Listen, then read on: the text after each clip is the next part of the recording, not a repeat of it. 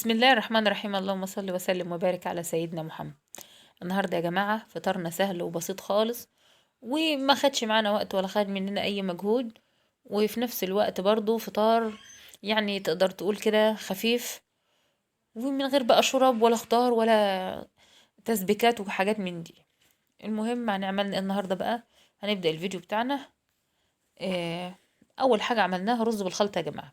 رز بالخلطة عملنا شعرية وشعرية لسان عصفور، طبعا حمرناهم نفس الطريقة المعتادة اللي انا عملتها معاكم قبل كده.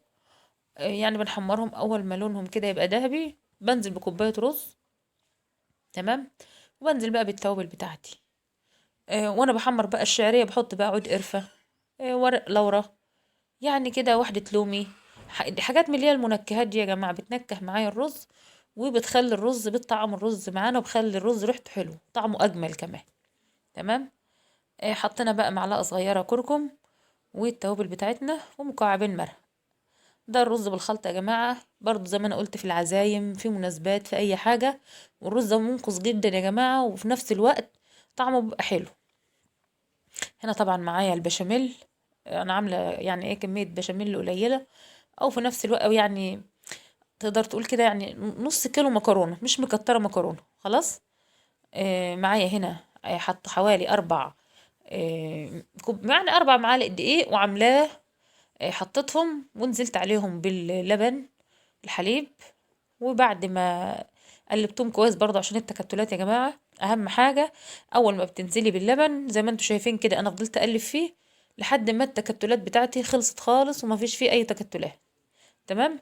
وحطيت حوالي 3 معالق جبنة موتزاريلا، ونزلت بقى بالتوابل بتاعتي والملح بتاعي، وبس على كده. كده خلاص البشاميل بتاعي خلص. سلقت بقى المكرونة زي ما انا قلت، ما في بتحطلهاش في المية، ما بتحطش زيت يا جماعة. شوية ملح بسيطين، يعني قد يعني تمليحة المكرونة خلاص في المية بتاعتي. بنزل بقى بالمكرونة، وأول ما بتتسلق سلقة يعني زيادة شوية. تتسلق تقريبا سلقة 100%، غير المكرونة اللي هي مصلصة. تمام. بس خلاص هصفيها بقى وهديلها شطفة كده، وهركنها في جنب. هنا يا جماعة بقى أنا كنت هعمل فرخة، هحشيها يعني حشية الفرخة بخلطة رز كده. فجبت بقى الكبدة والقنصة بتاعتها وقطعتهم كده حتت صغيرة، ونشفتهم الأول لأن أنا ما سلقتهمش. فنشفتهم الأول علشان ما يبقاش فيهم ريحة زفارة ولا حاجة في الطاسة. وبعدين هنزل بالزيت، معلقتين زيت كده. وبعدين يا جماعة هنزل برضو ب يعني ايه 3 4 فصوص توم كده، علشان انكه معايا الكبدة والقنصة دول انا هعملهم خلطة، يعني ايه خلطة حشو في قلب الفرخة.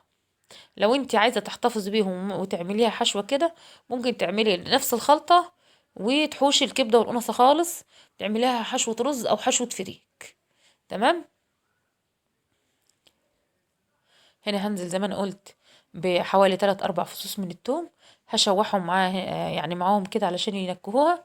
ومعايا هنا حوالي بصلة صغيرة وقرن فلفل برضو صغير انا كنت مقطعاهم، هديلهم برضو تشويحة كده مع الكبدة بتاعتنا، وهشوحهم مع بعض. واول ما ياخدوا لون يبداوا ياخدوا اللون كده معايا ويتبلوا، يعني البصلة تدبل معايا، هنزل بحوالي نص كوباية رز او حفنة رز، يعني ملو ايدك كده حفنة رز. دي حشوة الفرخة يا جماعة، يعني علشان ما تعمليش رز يبقى كتير. عايزة الرز بالظبط، فعايريها بإيدك كده حفنة رز أو نص كوباية رز خلاص. لأن هي طبعا زي ما احنا عارفين إن هي بتزيد. هنقلبهم بالخلطة، وأول ما يطقطقوا كده أو ياخدوا اللون معانا، يبدأوا ياخدوا اللون معانا من البصل ومن التوابل ومن الكبدة اللي معانا، هنزل بقى بنص كوباية مية برضو، علشان يعني ايه يتشربوها. انا هسوي الرز بتاعي نص سوا يا جماعه، لان هو هيكمل سواه في قلب الفرخه. هنا برضو نزلت بالتوابل وبالملح وظبطتهم، وهسيبهم على النار لحد ما يتشربوا الميه اللي انا حطيتها. تمام. جبت بقى معايا شويه ملح، وشويه فلفل اسمر، وشويه كمون، ودعكت بهم الفرخه كده من بره ومن جوه خلاص. المفروض الخطوه ديت يعني انا كنت عملتها قبل، بس بصراحه انا كنت مستعجله.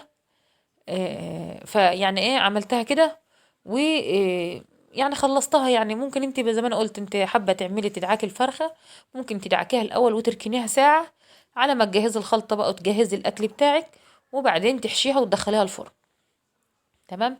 هنا بقى هحشي الفرخه بتاعتي من تحت الجلد ومن قلبها من جوه، لحد ما تاخد يعني ايه، لحد ما يا دوبك هي على هتاخد الحشوه كامله يا جماعه. هنا بقى الخلطه بتاعتي اللي انا هعملها، يعني هحطها للفرخه علشان احطها في الفرن. معايا برضو 3 وحدات طماطم، واحدة بصل، وقرنين فلفل حامي وبارد، وبرضو فص توم كده، وهفرمهم في الخلاط. خلاص. هضيف لهم بقى، لان ضفت لهم بقى معلقة كركم صغير خالص، ونص معلقة بابريكا، ويعني ايه عايزة تحط شوية صويا صوص، معلقة كبيرة صويا صوص، برضو بتدي للفرخة طعم حلو في المشويات. تمام.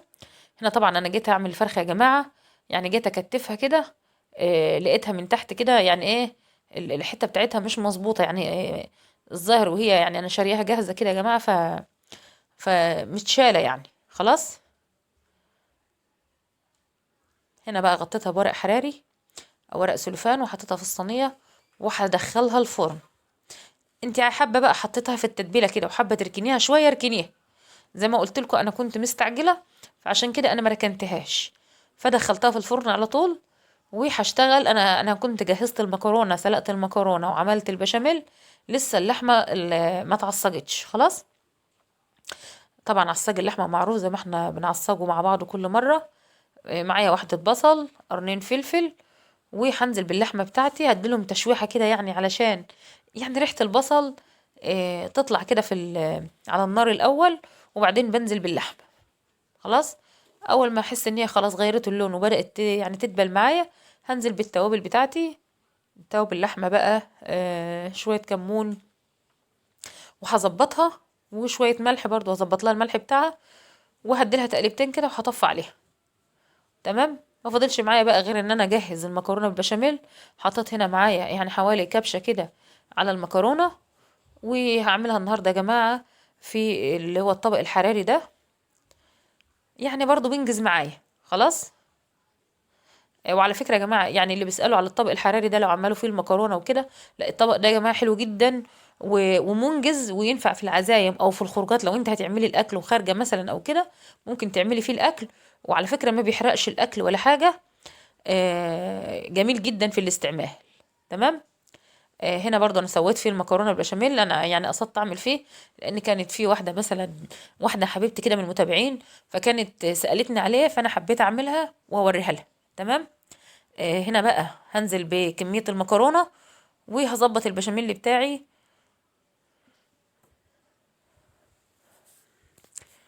اللهم صل وسلم وبارك على سيدنا محمد.